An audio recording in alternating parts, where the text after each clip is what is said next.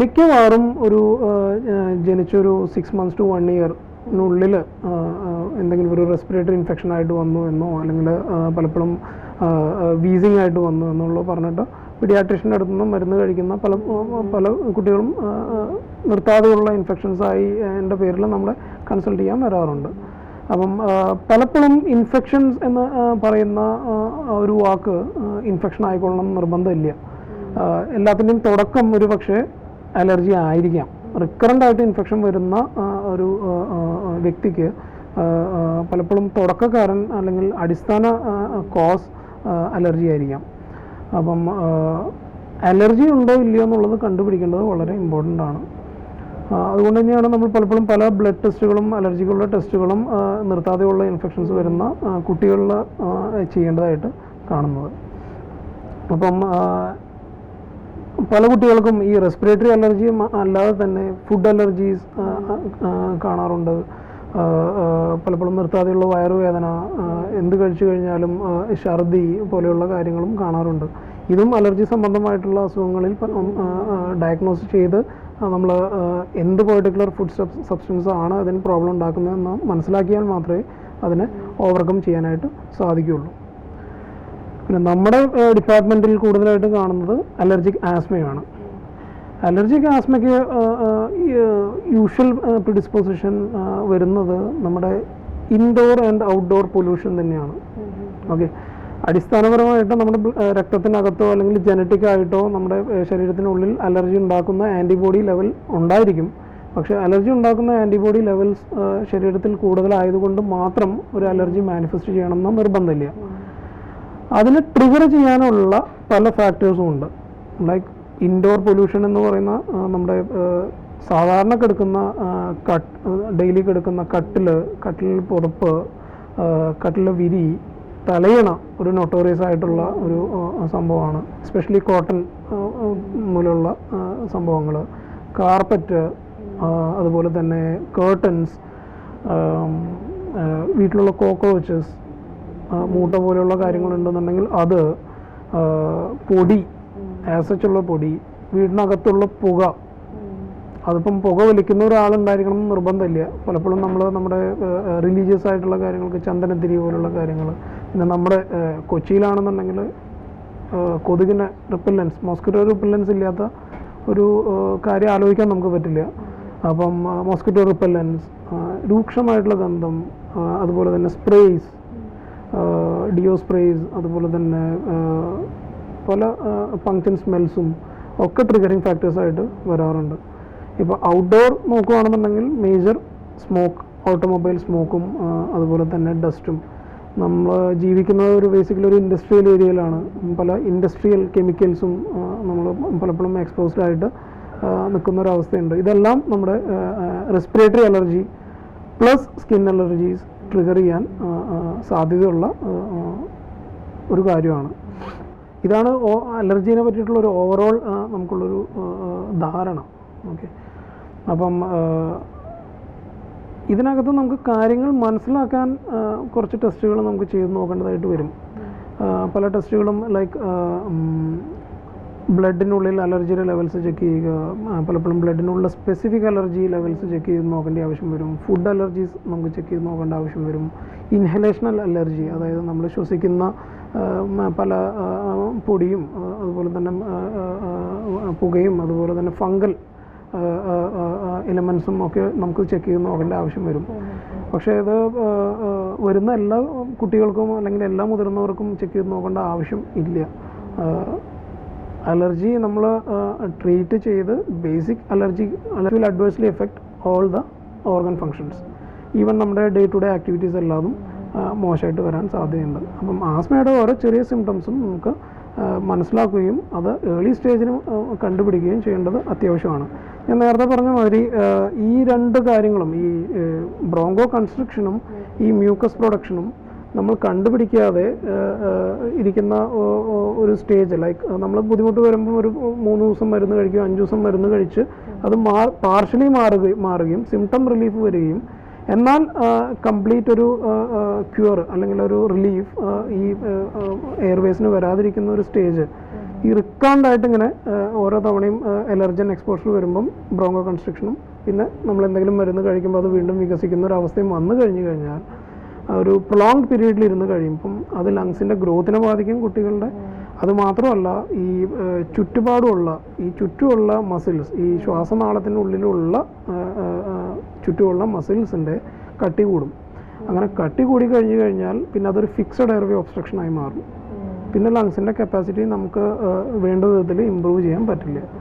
അപ്പം ഇത് ഏർലി സ്റ്റേജിൽ കണ്ടുപിടിക്കുക എന്ന് പറയുന്നത് വളരെ ഇമ്പോർട്ടൻ്റ് ആയിട്ടുള്ളൊരു കാര്യമാണ്. ഏർലി സ്റ്റേജിൽ കണ്ടുപിടിക്കുകയും ഇതിൻ്റെ ഇൻഫ്ലമേഷനെ, അതായത് ഈ ശ്വാസനാളത്തിൻ്റെ ഉള്ളിലുള്ള ഇൻഫ്ലമേഷനെ, അതായത് നീർക്കെട്ടിനെ കൺട്രോൾ ചെയ്യാനുള്ള മെഡിസിൻസ് ഉപയോഗിക്കുകയും ചെയ്യേണ്ടത് വളരെ അത്യാവശ്യമാണ്.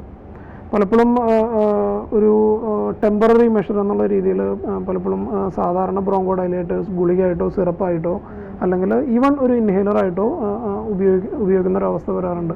പല രോഗികളും ഇപ്പം നമ്മൾ ഇന്നലെ കൂടെ കണ്ടതാണ്, റിക്കറൻ്റായിട്ട് ഇപ്പം ഒരു ഷോർട്ട് ആക്ടിങ് ഇൻഹേലേഴ്സ് ഉപയോഗിച്ച് സിംറ്റം റിലീഫ് വരാത്ത ഒരു അവസ്ഥ ഉണ്ടാവാറുണ്ട്.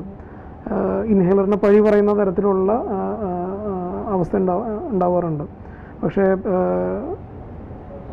ഇൻഹേലർ എന്ന് പറയുന്നത് ഇതിൻ്റെ ട്രീറ്റ്മെൻറ്റിൽ ഏറ്റവും ഇമ്പോർട്ടൻ്റ് ആയിട്ടുള്ള ഒരു കാര്യമാണ്. ഇൻഹേലർ തെറാപ്പി എന്ന് പറയുന്ന ആസ്മയുടെ ട്രീറ്റ്മെൻറ്റിൽ ഏറ്റവും ഇമ്പോർട്ടൻ്റ് ആയിട്ടുള്ളൊരു കാര്യമാണ്. ഇൻഹേലറിൻ്റെ ഉള്ളിലുള്ള മരുന്നുകളിൽ പലതരത്തിലുള്ള വ്യത്യാസങ്ങളുണ്ടായിരിക്കും. ആസ്മയുടെ ട്രീറ്റ്മെൻറ്റിൽ നോക്കുകയാണെന്നുണ്ടെങ്കിൽ നമുക്ക് രണ്ട് തരത്തിൽ ഇൻഹേലർ തെറാപ്പീനെ നമുക്ക് ചെയ്യാൻ പറ്റും. ഒന്ന് റിലീവർ മെഡിക്കേഷൻസ് ഉണ്ട്. അത് നമുക്ക് സിംറ്റംസ് വരുന്ന സമയത്ത് റിലീവ് ചെയ്യാനുള്ള മെഡിസിൻസ് ആണ്.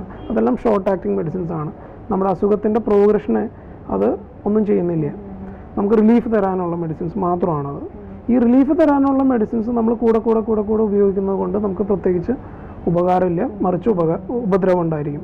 ഓക്കെ, ഇൻഹേലറിനോടുള്ള വിശ്വാസം നഷ്ടപ്പെടും. അതുപോലെ തന്നെ ആ മരുന്നുകളോടുള്ള വിശ്വാസം തന്നെ നഷ്ടപ്പെടും. എന്നിട്ടാണ് പലരും ഓൾട്ടർനേറ്റീവ് മെഡിസിനിലോട്ട് പലപ്പോഴും പോവുകയും പിന്നീട് അത് വിട്ടുമാറാത്തൊരവസ്ഥ വരുമ്പം തിരിച്ച് എത്തുകയും ചെയ്യുന്നു. രണ്ടാമത്തെ ഈ റിലീവർ മെഡിക്കേഷൻസ് അല്ലാതെ തന്നെ വരുന്ന ഒരു ഗ്രൂപ്പാണ് കൺട്രോളർ മെഡിക്കേഷൻസ്. ഈ കൺട്രോളർ മെഡിക്കേഷൻസ് ആണ് ബേസിക്കലി ആസ്മയുടെ പെത്തോളജി. അതായത് നമ്മുടെ ഈ നീർക്കെട്ടിനെയും ഈ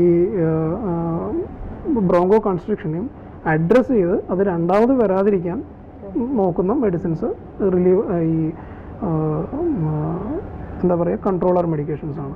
ഈ കൺട്രോളർ മെഡിക്കേഷൻസ് റെഗുലറായിട്ട് ഉപയോഗിക്കേണ്ട അവസ്ഥ, അത് നമുക്ക് ഡയഗ്നോസിസ് ചെയ്യുമ്പോൾ തന്നെ നമ്മൾ കുട്ടികളെ സ്റ്റേജ് ചെയ്യണം.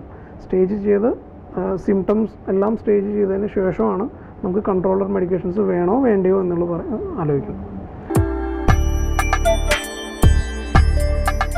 പിന്നെ ഈ സ്പെസിഫിക് ആയിട്ട് ഇപ്പം അലർജി ടു ഡസ്റ്റ് അല്ലെങ്കിൽ അലർജി ടു മൈറ്റ്സ് ഒക്കെ നമ്മൾ കാണാറുണ്ടല്ലോ.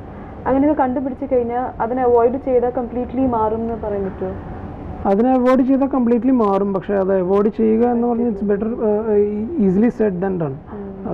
അപ്പം ഒരു സ്പെസിഫിക് അലർജി മാത്രമൊക്കെ ഉള്ളൂ എന്നുണ്ടെന്നുണ്ടെങ്കിൽ നമുക്ക് ഇമ്മ്യൂണോതെറാപ്പി പോലുള്ള കാര്യങ്ങളിൽ ചെയ്ത് അതിനെ മാറ്റിയെടുക്കാൻ പറ്റുന്നതാണ്.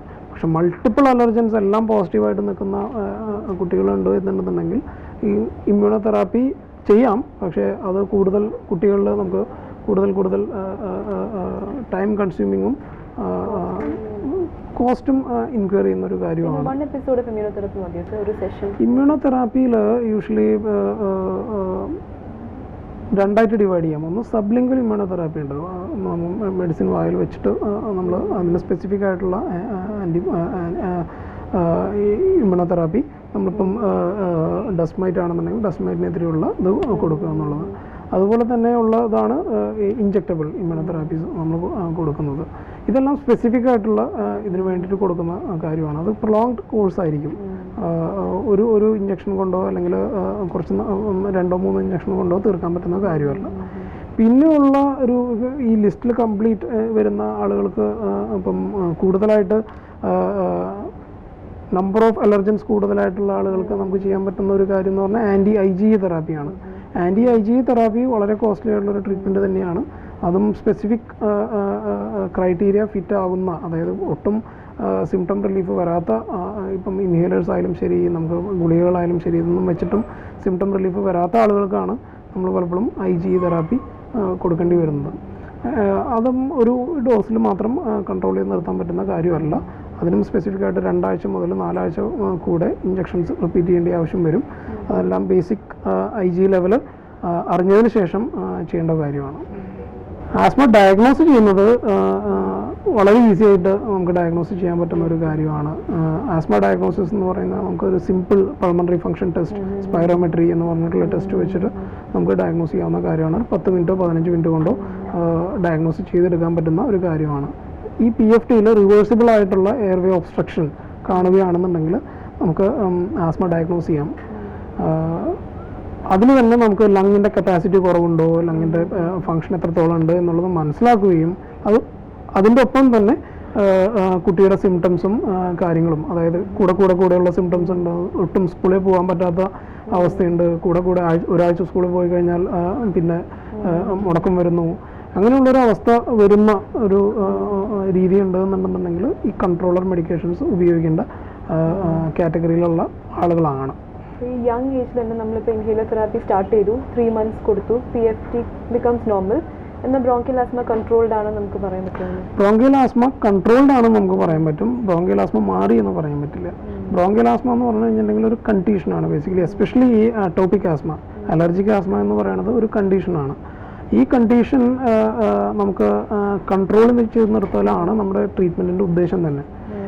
പിന്നെ നമ്മൾ ജീവിക്കുന്ന എൻവയോൺമെൻറ്റ്, സാഹചര്യങ്ങൾ, നമ്മൾ ശ്വസിക്കുന്ന എയറിൻ്റെ പ്യൂരിറ്റി, ഇതൊക്കെ അനുസരിച്ചിരിക്കും നമ്മുടെ കൺട്രോൾ വരുന്നത്. വെറും മെഡിസിൻസ് കൊണ്ട് മാത്രം നമുക്ക് കൺട്രോൾ ചെയ്യാൻ പറ്റത്തില്ല. അപ്പോൾ ഒരു 3 months കൊണ്ട് നമുക്ക് PFT നോർമലാക്കണം അങ്ങനെയല്ല അതിൻ്റെ ഉള്ള ഒരു പ്രോട്ടോക്കോൾ. ബേസിക്കലി നമുക്ക് ഈ പറയുന്ന വ്യക്തിക്ക്, ഈ രോഗിക്ക് സിംറ്റംസ് റിലീഫ് വരണം. ഓക്കെ, അതിൻ്റെ ഒപ്പം തന്നെ ലങ് ഫങ്ഷനും ഇംപ്രൂവ്ഡ് ആയിട്ട് നിൽക്കണം. യൂഷ്വലി നമുക്ക് ആസ്മയുള്ള രോഗികൾക്ക് ഒരു